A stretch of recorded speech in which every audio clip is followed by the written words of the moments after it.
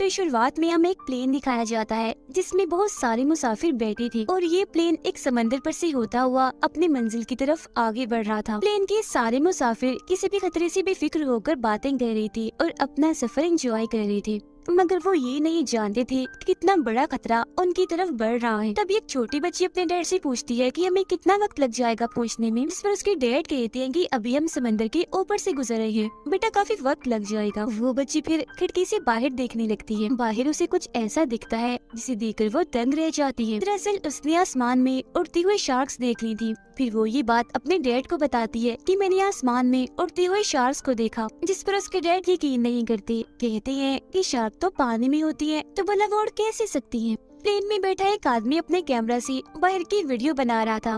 उसे भी वो उड़ने वाली शार्क्स बाहर नजर आती हैं, जिन्हें वो अपने कैमरा में रिकॉर्ड कर लेता है। अब तभी हम जहाज के बाहर का बड़ा ही चौंका देने वाला सीन देखते हैं। जहाज के आसपास बहुत सारी शार्क्स उड़ रही थी।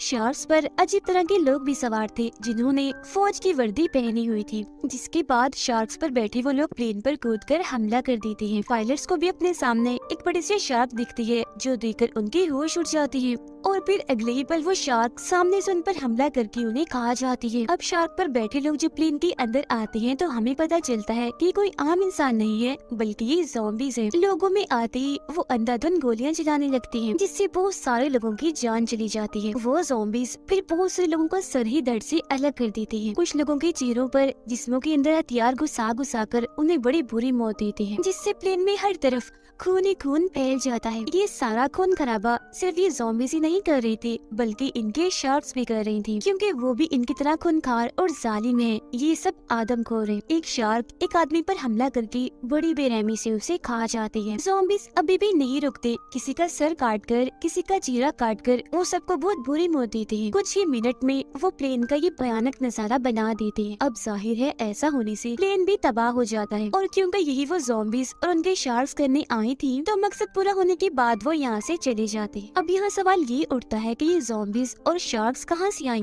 ये कौन है और लोगों पर इतनी बेरहमी से ये हमला क्यों कर रही है, इस बारे में हमें आगे पता चलेगा। अब इसके अगले सीन में हमें न्यूयॉर्क शहर दिखाया जाता है, जो हम एक प्राइवेट कंपनी को देखते हैं जो अमेरिकन आर्मी के लिए काम करती है। ये आर्मी को पूरे सिक्योरिटी, कमांडर्स और सिपाही देती है। अब हम इस कंपनी के मालिक को देखते हैं जिसका नाम रेक्टर है। वो एक प्रोफेसर भी है जो काफी बूढ़े लग रहे थे क्योंकि उनकी उम्र लगभग 105 साल थी। वो फिर एक अजीब सा इंजेक्शन जैसे खुद को लगाते हैं तो कंपनी का सिस्टम उनकी उम्र 105 साल की बजाय सिर्फ 75 साल बताता है, मतलब कि असली उम्र से बहुत ही कम। जाहिर है उम्र कम हो गई थी तो वो अब थोड़ा चलने फिरने के काबिल हो गई थी, जो वो 105 साल की उम्र में नहीं कर पा रहे थे। अब प्रोफेसर रेक्टर ठीक हो गई थी तो अपनी छोटी बेटी के साथ प्लेन पर होने वाले उस हमले की वीडियो देख रही थी, और ये वो वीडियो थी जो प्लेन के उस मुसाफिर ने अपने कैमरा में बनाई थी, जिसमें वो ये समझ पाती है कि कोई अजीब ताकत है जो दुनिया को अपने होने का एहसास करवाना चाहती है और ये बताना चाहती है कि हम वापस आ गए हैं दुनिया पर राज करने के लिए। इसके बाद सीन कट होकर आता है एक औरत पर जो और कोई नहीं बल्कि प्रोफेसर रेक्टर की बड़ी बेटी है, जिसका नाम डेबला है। असल में रेक्टर की कंपनी को इस बर्फीले इलाके में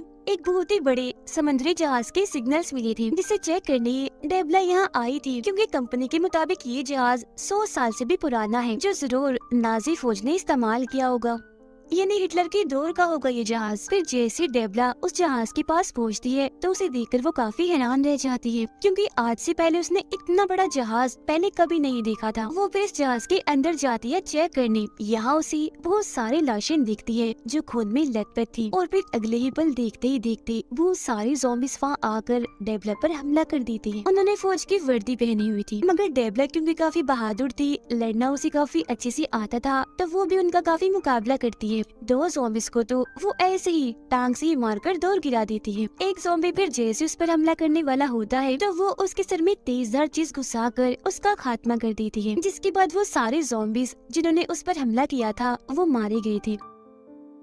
अब तक वो जान चुकी थी कि ये कोई आम जहाज नहीं है बल्कि कोई तो बात है, इसीलिए वो छुपते छुपाते बड़े चौकन्ना होकर आगे बढ़ रही थी। अब डेबला के सूट पर एक कैमरा लगा हुआ था, जिस वजह से यहाँ का सब कुछ उसकी डैड रेक्टर भी देख पा रही थी। अब जब वो आगे बढ़ती है तो एक जगह उसे बहुत सारे जहाज दिखते हैं जो काफी पुराने मॉडल की थी, जिसका मतलब साफ था कि ये भी कई 100 साल पुराने हैं। वो फिर जब एक कमरे के पास पहुँचती है तो उसे बड़ा ही अजीब नजारा दिखता है। उसे हजारों की तादाद में नाजी फौज की वर्दी में ज़ॉम्बीज़ दिखाई देते हैं, जो सबकी सब लटकी हुई थी। उनको एक मशीन से जोड़ा गया था पाइप के जरिए। ये एक ऐसी मशीन थी जो या तो इनके जख्म दोबारा से ठीक कर देगी या अगर कोई ज़ॉम्बी मर गया है तो उसे दोबारा से जिंदा कर देगी। जो प्रोफेसर रेक्टर अपनी बेटी डेबला से कहती है कि ये मुझे अपने माजी से, अपने गुजरे हुए वक्त से जुड़ा हुआ लगता है। मुझे कुछ गड़बड़ लग रही है, कुछ भी ठीक नहीं लग रहा, इसलिए जल्द से जल्द कैसे भी करके वहाँ से फौरन निकलो। अब ये सुनकर जैसी डेबला वहाँ से निकलने के लिए भागती है तो वो और भी हैरान कर देने वाली चीज सीखती है। उसे वहाँ आम साइज की निस्बत बहुत ही बड़ी शार्क्स दिखती हैं जो हवा में उड़ रही थी और काफी खूंखार लग रही थी,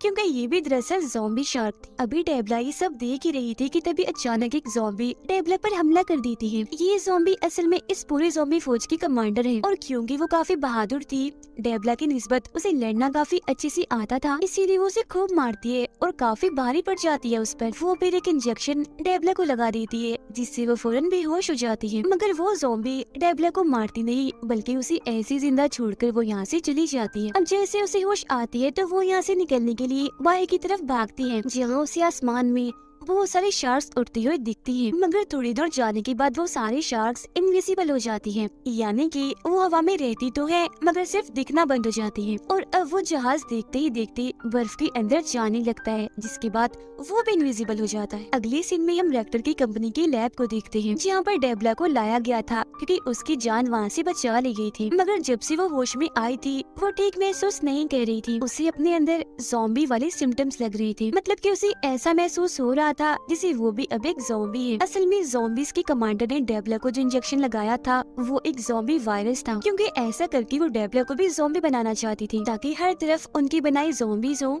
जिन्हें वो अपने साथ शामिल करके इंसानियत का जड़ से ही खात्मा करते और दुनिया पर राज करें। अब हम रेक्टर को उसकी दोनों बेटियों के साथ देखते हैं, जहाँ ये लोग खाना खा रही थी। तभी रेक्टर की छोटी बेटी कहती है कि आपने कहा था कि ये आपकी माजी से जुड़ा हुआ है, तो आज आप हमें अपने माजी के बारे में बता ही दीजिए कि आखिर क्या हुआ था, क्योंकि आपने आज तक अपने गुजरे हुए वक्त के बारे में हमें कभी नहीं बताया। जिस पर प्रोफेसर रेक्टर उन्हें बताना शुरू करते हैं कि ये बात 1942 की है, जब ब्रिटिश फौज ने जर्मन फौज यानी नाजी की फौज पर हमला करना शुरू कर दिया था। उन्होंने जर्मन के हर एक इलाके को तहस नहस करके रख दिया, जिस वजह से जर्मन फौज ने यानी नाजी की फौज ने ब्रिटिश के सामने घुटने टेक दिए। जिसके बाद हिटलर ने बदला लेने के लिए फौज के कमांडर से कहा कि प्रोफेसर रेक्टर को कहो कि वो एक ऐसा सीरम, एक ऐसा वायरस बनाए जिससे जिंदा इंसान वहशी और जालिम बन जाए, जबकि लाशों को दोबारा से जिंदा करके ज़ॉम्बीज़ बना दे, ताकि बगैर थके और दर्द का एहसास किए वो लोग ब्रिटिश फौज का सामना करें और आसानी से उन्हें हरा दे, जिससे जर्मन फौज को फतह हो जाए। और क्योंकि मैं उस वक्त नाजी फौज की लैब का साइंटिस्ट था तो मैंने आखिरकार वो सीरम तैयार कर ही दिया। मगर क्योंकि हर तरफ से हम पर हमला हो रहा था, जंग का माहौल था, तो ऐसे वक्त में मैं इस सीरम का एंटीडोट नहीं बना पाया, यानी एक ऐसी दवा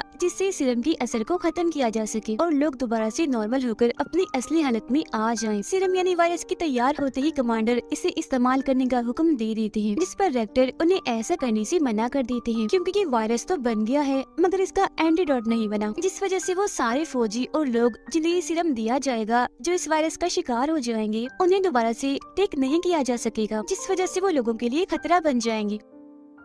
मगर ये सब जानने के बावजूद भी कमांडर इसे इस्तेमाल करने का फैसला करती हैं, क्योंकि उन्हें किसी की जान की परवाह नहीं थी, बस जंग जीतने से गर्ज था। और प्रोफेसर रेक्टर ने क्योंकि उनके मामले में टांग अड़ाई थी तो बगावत करने के लिए वो उन्हें गोली मार देते हैं। तो प्रोफेसर खुद को मरता हुआ देखकर वो सीरम खुद को लगा लेते हैं। अब ब्रिटिश दोबारा से नाजी फौज पर हमला कर देती है, जिससे नाजी फौज और भी कमजोर हो जाती है, क्योंकि इन्होंने अभी तक उस सीरम का इस्तेमाल नहीं किया था। आगे रेक्टर बताते हैं कि जब 1945 में हिटलर की मौत हुई तो जर्मनी के हालात और भी खराब हो गयी, जिसके बाद तो नाजी की फौज और उनके कमांडर पता नहीं कहाँ गायब हो गए और मैं यहाँ अमेरिका आ गया इंसानियत की मदद करने और लोगों की भलाई के लिए। फिर मैंने ये कंपनी बनाई क्योंकि मैं एक अच्छा इंसान बनना चाहता था। सीरम बनाने के बाद मुझे अफसोस था कि शायद मुझे ऐसा करना नहीं चाहिए था। ये सारी बातें सुनकर प्रोफेसर की दोनों बेटियों को उन पर काफी गुस्सा आता है, इसीलिए वो कहती है कि आज ये सब जो भी हो रहा है और उस वक्त जो हुआ, इस सब के जिम्मेदार आप हैं। आपने बहुत गलत किया, कुदरत के साथ छेड़छाड़ की,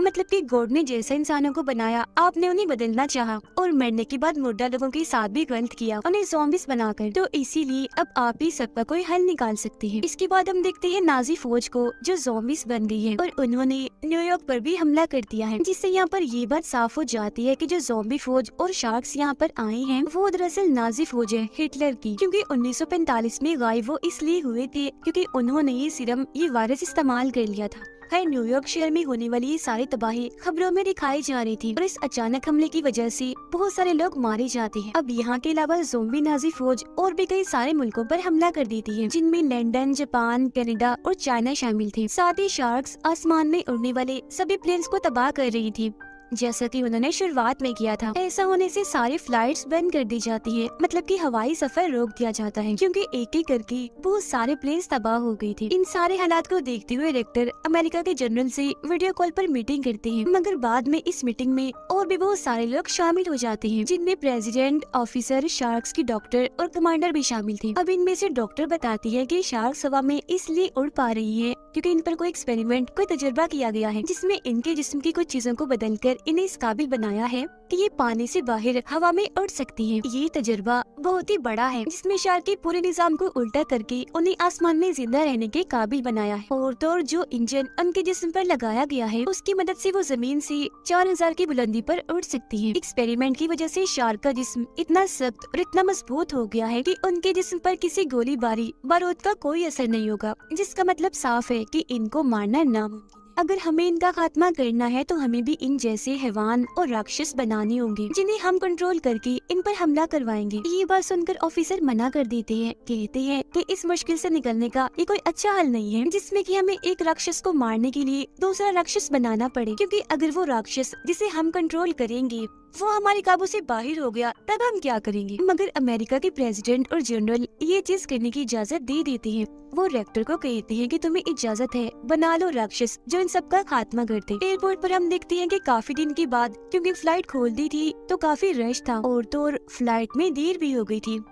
जिस वजह से वहाँ बैठे मुसाफिरों को काफी गुस्सा आ रहा था। और फिर तभी एक औरत देखती है कि न्यूयॉर्क जाने वाली फ्लाइट बिल्कुल तैयार है, जो देखकर वो सभी लोग बहुत खुश हो गई थी और न्यूयॉर्क जाने वाले सारे मुसाफिर प्लेन में जाकर बैठ जाते हैं, जिसके बाद ये प्लेन अपने मंजिल इन्हें न्यूयॉर्क जाने के लिए उड़ जाता है। उधर रेक्टर के कहने पर उसकी दोनों बेटियां और बहुत सारे कमांडर्स ज़ॉम्बीज़ का खात्मा करने के लिए उस न्यूयॉर्क जाने वाले प्लेन का पीछा करने लगते हैं, क्योंकि वो जानते थे कि नाजी ज़ॉम्बी इस प्लेन पर भी जरूर हमला करेंगे, जिसका मतलब साफ था कि अमेरिका की गवर्नमेंट ने इस प्लेन को चारे के तौर पर हवा में उड़ाया है। और फिर नाजी ज़ॉम्बी सच में उस प्लेन पर हमला करने के लिए उसकी तरफ बढ़ते हैं। प्लेन में बैठी सारे मुसाफिर किसी भी खतरे से बेखबर होकर बैठी थी और फिर तभी लोगों को बाहर आसमान में ज़ॉम्बीज़ और शार्क्स दिखाई देने लगती हैं, जो देखते ही प्लेन में अफरा तफरी मच जाती है। लोग काफी डर गए थे। इसी के साथ वो ज़ॉम्बीज़ और शार्क्स भी प्लेन पर हमला कर देते हैं और हर बार की तरह इस बार भी वो अंधाधुंध गोलियां चलाकर पहले वैसे लोगों को मारते हैं और बाद में किसी की आंख फोड़कर, किसी का पेट फाड़कर बड़ी बेरहमी से वो लोगों को मारने लगते हैं। बहुत सारे मुसाफिरों का तो वो सर ही धड़ से अलग कर देते हैं, जिसके बाद प्लेन में आग लग गई थी। देखते ही देखते वो पूरा तबाह हो गया था। कुछ लोग जो बच गए थे वो प्लेन से बाहर गिर रहे थे, कुछ बेचारे ऐसे थे जो ज़ॉम्बीज़ का शिकार हो रहे थे और अब प्लेन पूरा तबाह होकर टूटकर नीचे जमीन की तरफ गिरने लगता है। दूसरे प्लेन में कमांडर रेक्टर की बेटी को एक बॉक्स देता है, कहता है कि इसमें वायरस का एंटीडोट है, इसे भी रेक्टर ने ही बनाया है, क्योंकि उन्हें लग रहा था कि हो सकता है डेबला भी ज़ॉम्बी बन जाए और अपने काबू से बाहर हो जाए, तो ये उसे लगा देना। जिसके बाद उसकी बेटी अपने डैड रेक्टर से बात करती है, कहती है कि अगर आपने ये एंटीडोट पहले बनाया होता तो शायद आज सब कुछ ठीक होता, दुनिया इतने बड़े खतरे में ना पड़ी होती। और आज आप लोगों ने क्या किया, मासूम लोगों को ज़ॉम्बीज़ का चारा बनाकर बहुत गलत किया। जिस पर रेक्टर कहते हैं कि हाँ, मैं मानता हूँ कि हमने फैसला बहुत बुरा किया है, मगर ऐसा करना हमारी मजबूरी थी। इसके बगैर हम ज़ॉम्बीज़ तक कभी नहीं पहुँच सकते थे और अब जो मैं करने जा रहा हूँ मैंने वो कभी करने का सोचा भी नहीं था, क्योंकि इसके बगैर उन सब का मुकाबला करना मुश्किल है। हो सकता है कि मैं कोई राक्षस बना दूं। अभी इनकी बातें चल ही रही थी कि तभी नाजी ज़ॉम्बीज़ इनके प्लेन के पास पहुंच ही जाते हैं। वो उन पर हमला करने के लिए बस तैयार ही थे कि तभी डेबला ज़ॉम्बी बन जाती है और जाकर प्लेन का दरवाजा खोल देती है, जिसके बाद सारे ज़ॉम्बीज़ प्लेन के अंदर आने लगते हैं। अंदर आते ही वो सब लोगों पर हमला कर देते हैं। हालांकि कमांडर्स ज़ॉम्बीज़ का मुकाबला करते तो हैं, मगर वो क्योंकि काफी खूंखार खतरनाक थे तो उनसे लड़ना इतना आसान नहीं था। इसीलिए ज़ॉम्बीज़ बहुत सारे कमांडर्स को भी अपना शिकार बना लेते हैं, जबकि बाहर से सी शार्क्स भी प्लेन को तबाह कर रही थी। मतलब कि ये नाजी ज़ॉम्बीज़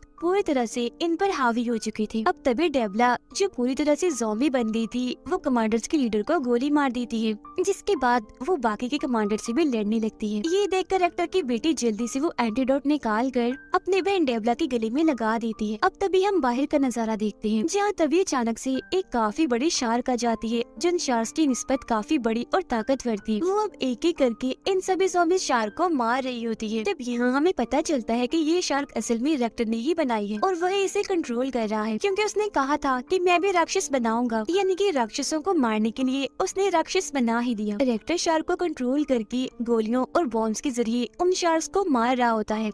और तो और वो शार्क इतनी बड़ी थी कि वो बची हुई शार्क्स को खाने लगती है। प्लेन के अंदर भी सारे कमांडर्स मिलकर ज़ॉम्बीज को मार देते हैं। डेवला भी एंटीडोट की वजह से बिल्कुल ठीक हो गई थी। मरी हुए सारे ज़ॉम्बी शार्क नीचे पानी में गिरने लगती हैं। ये नजारा देखकर आर्मी जनरल बहुत खुश हो जाता है, क्योंकि ये देखने के लिए वो बेताब था, कब से इस वक्त को वो इंतजार कर रहा था। ये देखकर रेक्टर भी खुश हो गई थी, क्योंकि ज़ॉम्बीज के खिलाफ इन्होंने जो मिशन शुरू किया था वो इसमें कामयाब हो गई थी। इसके बाद दोबारा से नाजी जहाज को हम देखते हैं, यानी वही जहाज जो हमने शुरुआत में देखा था, जिसमें डेवला गई थी। जहाज के अंदर बहुत सारे ज़ॉम्बीज थे, क्योंकि ये नाजी की पूरी फौज थी, जिन्हें उनकी कमांडर हुक्म दे रही होती है दुनिया को तबाह करने का। जिससे यहाँ ये बात साफ हो जाती है कि रेक्टर और उसकी टीम ने उन ज़ॉम्बीज और शार्क को मारकर इस जंग को जीता नहीं है, बल्कि असली जंग तो अब शुरू होगी। और ये जंग बहुत ही बड़ी होगी, क्योंकि इसमें दोनों तरफ से ही राक्षस होंगे और रेक्टर एक के बाद एक राक्षस बनाएगा उनका खात्मा करने के लिए। क्योंकि वो साइंटिस्ट है, उसके पास ऐसी ताकत है कि वो बुरा नहीं हो सकता, ना ही वो कभी मरेगा। क्योंकि जैसा कि आपको याद होगा, उसने भी खुद को वो सिर्फ वो वायरस लगाया था, जिसके बाद एंटीडोट लेकर वो ठीक तो हो गया था, मगर उसके अंदर अलग ही ताकतें आ गई थी और अब वो इंजेक्शन लगा लगा कर अपनी उम्र छोटी करता रहता है। और जैसा कि उसने फैसला किया था वो दुनिया की मदद करेगा, इंसानियत को बचाएगा, तो अब ऐसा करने के लिए वो कुछ भी करेगा। इसी के साथ ये फिल्म इधर ही खत्म हो जाती है।